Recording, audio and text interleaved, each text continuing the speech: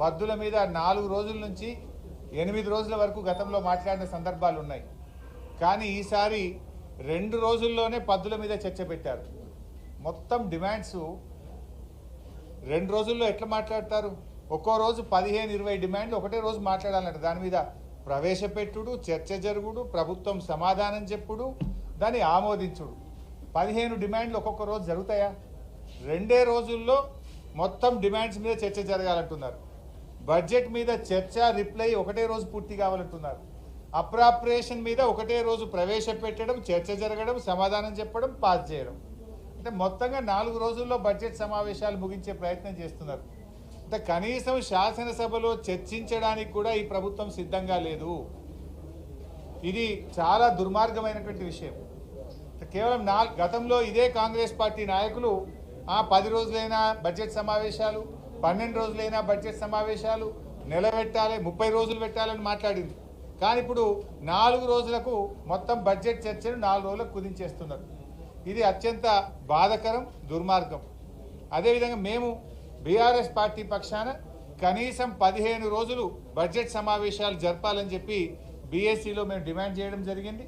అంతేకాకుండా మేము ప్రధానమైనటువంటి అంశాలు ఒక 9 అంశాలు ప్రభుత్వం ముందు మేము బీఎస్సీ సమావేశంలో పెట్టాం, స్పీకర్ గారి ముందు పెట్టాం. ముఖ్యంగా రేపు ఈ రాష్ట్రంలో రాష్ట్ర ప్రభుత్వం నిరుద్యోగ యువతీ యువకులకు చేసిన అన్యాయం, నిరుద్యోగుల పోరాటాన్ని అణిచివేస్తున్న తీరు, నిరుద్యోగుల మీద అక్రమంగా పెడుతున్న కేసులు, నిరుద్యోగ యువతీ యువకులను హాస్టళ్లలో చొరబడి వాళ్ళను కొడుతున్నటువంటి తీరు, అశోక్ నగర్ సెంట్రల్ లైబ్రరీలో దాడి చేసిన తీరు, ఈ యొక్క మొత్తం నిరుద్యోగ సమస్యలు, అదేవిధంగా జాబ్ క్యాలెండరు, గ్రూప్ 2, గ్రూప్ 3 ఉద్యోగాలకు పోస్టుల సంఖ్య పెంచడము, దీని మీద రేపు చర్చ పెట్టాలని చెప్పి బీఆర్ఎస్ పార్టీ తరఫున స్పీకర్ గారి ముందు ప్రతిపాదన పెట్టాం. రేపు నిరుద్యోగుల ఎజెండాను తప్పకుండా చేపట్టాలని, దీన్ని మీద చర్చ జరపాలని, ఈ రాష్ట్రంలో లక్షలాది మంది నిరుద్యోగ యువతీ యువకులను కాంగ్రెస్ పార్టీ మోసం చేసింది. మీరు ఆ రోజు వాళ్ళకు పంచరంగుల ప్రచారం చేసిండ్రు, కలలు చూపించిండ్రు, జాబ్ క్యాలెండర్ ఇస్తామని, 2 లక్షల ఉద్యోగాలు ఇస్తామని ఫుల్ పేజ్ అడ్వర్టైజ్మెంట్లు ఇచ్చి ఇవాళ వాళ్ళను రోడ్ల మీదకి తెచ్చినారు, వాళ్ళ మీద అక్రమ కేసులు పెడుతున్నారు. దాని మీద రేపు చర్చ జరగాలని చెప్పి బీఆర్ఎస్ పార్టీ పక్షాన బీఎస్సీలో చెప్పడం జరిగింది. సో వాళ్ళు పెడతారని ఆశిస్తున్నాం. కానీ ఏ విషయం స్పీకర్ గారు ఇవాళ నిర్ణయం తీసుకొని సాయంత్రం కల్లా రేపు ఏ అంశాన్ని చేపడతామనేది చెప్తామని చెప్పారు. కానీ ప్రధాన ప్రతిపక్షంగా ఇవాళ నిరుద్యోగుల సమస్య మీదనే రేపు చర్చ జరపాలని చెప్పి మేము గట్టిగా డిమాండ్ చేశాం. ఎందుకంటే మొన్న గవర్నర్ గారికి కూడా నిరుద్యోగుల సమస్యల మీద బీఆర్ఎస్ పార్టీ పక్షాన గవర్నర్ గారి దృష్టికి కూడా తీసుకుపోయాం.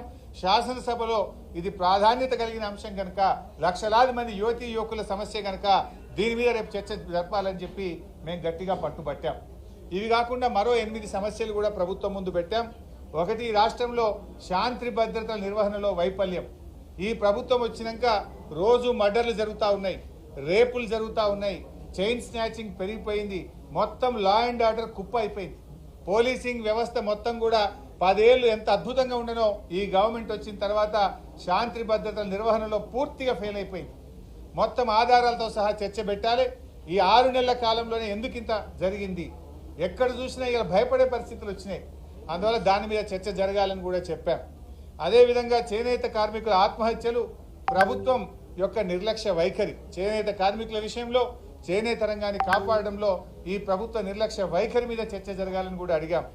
అదేవిధంగా ఆ రోజు 6 గ్యారంటీలు 100 రోజుల్లో అమలు చేస్తామని బాండ్ పేపర్లు పంచారు. మొదటి శాసనసభలో చట్టబద్ధత తెస్తామని చెప్పారు. ఏమైంది మీ బాండ్ పేపరు, ఏమైంది మీ 6 గ్యారంటీలు? శాసనసభలో మీ చట్టబద్ధత ఏమైందో దాని మీద చర్చ పెట్టాలి, శాసనసభలో మాట్లాడదామని చెప్పి బీఆర్ఎస్ పార్టీ తరఫున ప్రతిపాదన పెట్టాం.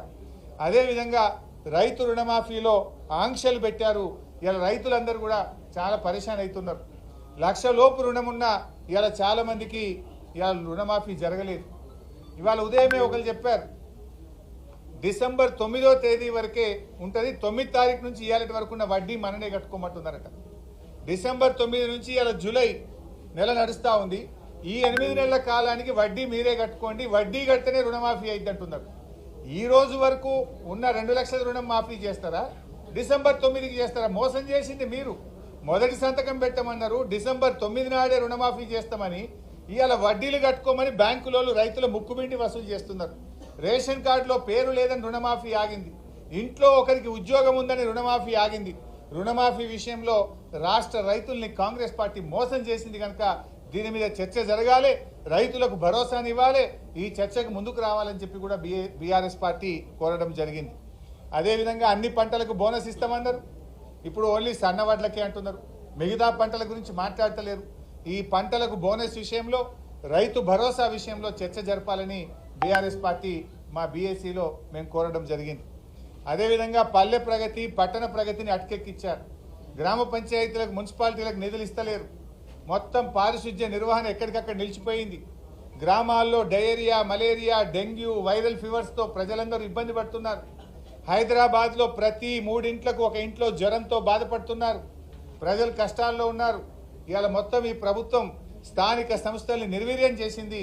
₹1 విడుదల చేస్తలేరు కనుక ఈ స్థానిక సంస్థలకు ఇవ్వాల్సిన నిధుల మీద పూర్తి స్థాయి చర్చ జరగాలి. స్థానిక సంస్థలు, మున్సిపాలిటీలు, గ్రామ పంచాయతీల్లో ప్రజా ఆరోగ్యం దెబ్బతింటుంది. దాని మీద మాట్లాడడానికి కూడా మేము కోరడం జరిగింది. ఇదే కాకుండా ఫీజు రియంబర్స్మెంట్, కాలేజీ పిల్లలకి ఇచ్చే ఫీజు రియంబర్స్మెంట్ ఈ గవర్నమెంట్ వచ్చిన 8 నెలల్లో ₹1 ఇవ్వలే. ఇలా పిల్లలు రోడ్డు మీద పడతా ఉన్నారు. పిల్లలకు ఇలా సర్టిఫికెట్లు ఇస్తలేరు కాలేజీలోళ్ళు. 8 నెలల్లో ₹1 ఫీజు రియంబర్స్మెంట్ ఇవ్వకుండా మరి ఇలా విద్యార్థులను ఈ ప్రభుత్వం మోసం చేస్తూ ఉంది, ఇబ్బంది పెడతా ఉంది కనుక ఫీజు రియంబర్స్మెంట్ మీద కూడా డిస్కస్ చేయాలని చెప్పాం. ఇక 9వ అంశానికి వస్తే మరి గత ప్రభుత్వం మంజూరు చేసిన పనులన్నీ అర్ధాంతరంగా ఆపేశారు. ఆ పనులను కొనసాగించాలి, పెండింగ్ బిల్లులు విడుదల చేయాలి. అసంపూర్తిగా ఉన్న మన ఊరు మన బడి పనులు కానీ వివిధ కార్యక్రమాలన్నీ కూడా మధ్యలో ఆపుతా ఉన్నారు. ప్రగతి అనేది ఒక కంటిన్యూయస్ ప్రాసెస్. వాటిని పూర్తి చేయాలి, పెండింగ్ బిల్లులు విడుదల చేయాలి, అసంపూర్తిగా ఉన్న పనులన్నింటినీ కూడా పూర్తి చేయడానికి ప్రభుత్వం చర్యలు తీసుకునే దాని మీద కూడా చర్చ పెట్టాలని చెప్పి కోరాం. ఈ 9 అంశాల మీద కూడా శాసనసభలో మరి బీఆర్ఎస్ పార్టీ తరఫున మేము ప్రతిపాదించాం. వీటన్నిటి మీద కూడా ప్రభుత్వం ముందుకు రావాలని శాసనసభ స్పీకర్ గారిని, ప్రభుత్వాన్ని కూడా మేము కోరడం జరిగింది. ఇకపోతే కేంద్ర ప్రభుత్వం ఇలా బడ్జెట్ ప్రవేశపెట్టారు. ఇలా కేంద్ర బడ్జెట్లో చూస్తే నిజంగా బాధ కలుగుతూ ఉంది. తెలంగాణ అనే పదమే ఉచ్చరించలేదు. ఆంధ్రప్రదేశ్ పేరు చాలాసార్లు ఉచ్చరించారు. సరే ఇవ్వండి, ఆంధ్రప్రదేశ్కి ఎందుకు ఇచ్చారని నేను అనను.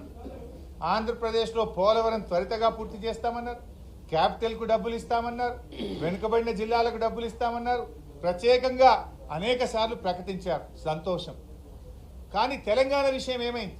మరి ఈ ప్రభుత్వం ఏం చేస్తూ ఉంది? మేము కేంద్రంతో సత్సంబంధాలు మెయింటైన్ చేస్తున్నాం, మోడీ గారికి చాలా దగ్గరగా ఉన్నాం, మేము కేంద్ర మంత్రుల్ని రోజు కలుస్తున్నామన్నారు. కనీసం తెలంగాణ ప్రస్తావన కూడా లేదు. బీజేపీ, కాంగ్రెస్ ఇద్దరు కలిసి ఇవాళ తెలంగాణకు తీవ్రమైన అన్యాయం జరిగింది. తెలంగాణలో కూడా వెనుకబడిన జిల్లాలు ఉన్నాయి. రాష్ట్ర విభజన చట్టంలో తెలంగాణలోని 9 జిల్లాలు వెనుకబడిన జిల్లాలు ఉన్నాయి. మరి ఈరోజు రాయలసీమ, మీరు కొంత ఆంధ్రాలో వెనుకబడిన జిల్లాల గురించి కేంద్ర బడ్జెట్లో మాట్లాడారు. తెలంగాణ వెనుకబడిన జిల్లాల గురించి ఎందుకు మాట్లాడలేదు? ఈ రాష్ట్రం నుంచి కేంద్రంలో మంత్రులుగా ఉన్న కిషన్ రెడ్డి గారు, బండి సంజయ్ గారు ఎందుకు చొరవ చూపడం లేదు అని నేను అడుగుతా ఉన్నా. ఆంధ్ర వెనుక జిల్లాలకు డబ్బులు ఇచ్చినప్పుడు, ప్రత్యేక నిధులు ఇచ్చినప్పుడు తెలంగాణలోని వెనుకబడిన జిల్లాలకు ఎందుకు మొండి చేయి చూపుతున్నారు? అంటే తెలంగాణ పట్ల కేంద్రానికి, బీజేపీకి ఎందుకు ఇంత నిర్లక్ష్యం అని చెప్పి నేను అడుగుతా ఉన్నా. ఇలా మనకు జాతీయ ప్రాజెక్టు గురించి లేదు. మా పాలమూరు ఎత్తిపోతల పథకానికి జాతీయ ప్రాజెక్టు ఇవ్వచ్చు కదా, ఎందుకు ఇవ్వట్లేదు? ఆంధ్రాకి ఇచ్చినప్పుడు మాకు కూడా ఒక జాతీయ ప్రాజెక్ట్ ఇవ్వాలి కదా. బయ్యారం ఉక్కు ఫ్యాక్టరీ గురించి ప్రస్తావన లేదు, వరంగల్ కోచ్ ఫ్యాక్టరీ గురించి ప్రస్తావన లేదు. తెలంగాణకు ఓవరాల్గా గుండు సున్నా ఇచ్చింది. కేంద్ర ప్రభుత్వం ఈ రోజు పెట్టిన బడ్జెట్లో తెలంగాణకు మొండి చేయి చూపించింది. మొత్తంగా ఇచ్చింది ఏమని ఉంటే గుండు సున్నా తప్ప ఏమి లేదు. తెలంగాణకు బీజేపీ ప్రభుత్వం తీరని అన్యాయం చేయడం జరిగింది. ఇది మరి తెలంగాణ నుంచి ఉన్న 8 మంది ఎంపీలు, ఇవాళ బీజేపీ ఎంపీలు దీని మీద కేంద్రం మీద ఒత్తిడి తేవాలి. ఈ రాష్ట్రం నుంచి కేంద్రంలో ఉన్న మంత్రులు తెలంగాణకు జరిగిన అన్యాయం మీద స్పందించి ఈ రాష్ట్రానికి నిధుల్లో వాటా తేవాలని చెప్పి బీఆర్ఎస్ పార్టీ డిమాండ్ చేస్తుంది.